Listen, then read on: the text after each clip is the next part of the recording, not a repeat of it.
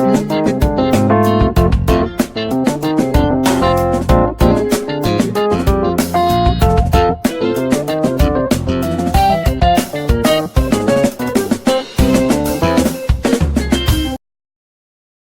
everyone, you are welcome to Anchor Network where you get reliable and authentic news that are so crucial to you. I say big thank you to everyone who has been part of this channel and who has taken time to subscribe. And if you are yet to subscribe, I say please click the red subscribe button and also the bell icon. The bell icon will allow you to get notified anytime we publish any news. And also, I would like you to look at the screen. There's a website address there that I would like you to visit and you'll be glad you did that. Thank you very much. Buhari lacks idea to create wealth for Nigerians, says Atiku. Former Vice President of Nigeria, Atiku Abubakar, has expressed his discomfort at the rising debt threat facing the country, which he said the Buhari-led administration has chosen to overlook. The former president and presidential candidate has now called for immediate action by stakeholders to address the nation's debt burden, saying the payment of 610.2 billion naira to service domestic debt in the first quarter of 2019 was unacceptable.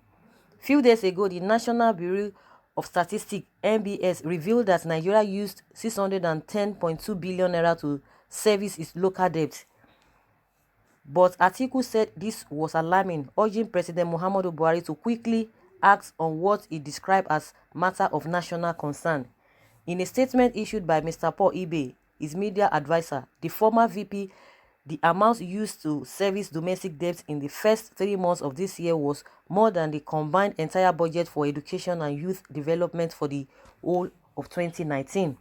He wondered how the president's administration has doubled the nation's debt in 4 years, from 12 trillion naira in 2015 to 24.9 trillion naira, without tangible evidence of development, noting that government should have worked on efficient repayment plans for the debts incurred. He stressed that if this trend continues, the nation's debt servicing might overshadow the capital budget.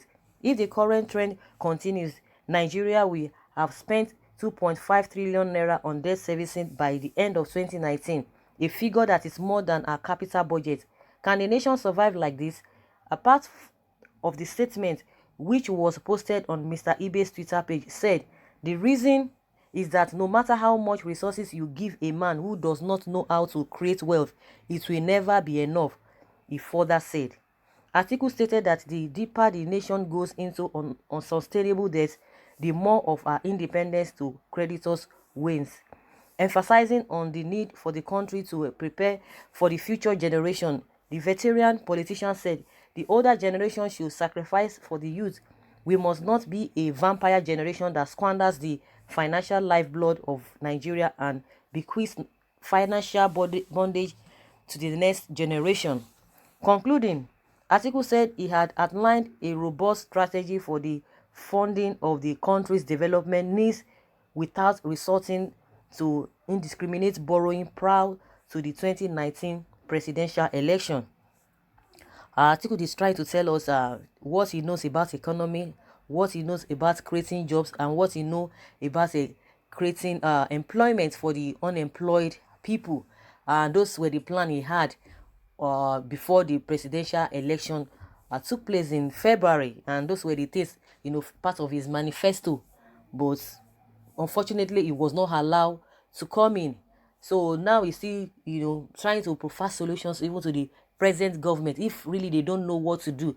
Because if you have a people, it's not really a matter of uh, uh, um, I don't know how to put it. It's not really compulsory for a president to know everything. But when you surround yourselves or you surround yourself with people that really know better, with people that, have what it takes, to govern a government, that know about the economy, that know about, every sector that is being involved in a country, you will fly higher and you will go places. But when you surround yourself with people that you only know, whether they up to the task or not, but because the ones that are really knowledgeable and they're really intelligent and have the experience, because you don't know them, you wouldn't want to work with them. Just like he said that the people that he worked with in the first tenure, they were the people that were introduced to him and he had no choice than to manage with them. So who is he loyal to? Is it loyal to those people, the party people, or is loyal to Nigerians. People were really expecting him because it took him 6 months for him to even form his cabinet and bring in all those ministers. And at the end of the day, we found out all those ministers, majority of them are just washed, and we could see the result of the whole thing. They are just struggling and trying to put up both faces. We are seeing the problems before us. They will still be quoting numbers, and the reality, we can't even see anything. So if you are that type that you don't even listen to anybody, you just believe in your old way of doing things, things will not move on well.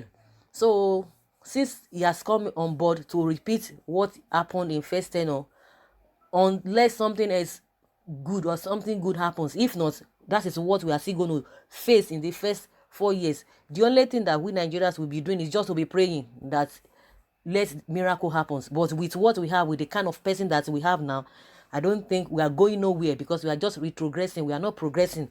So guys, that's just what I need to say concerning what Atiku has said. Atiku is trying to point out that those are the plans that he had. That is what they always say.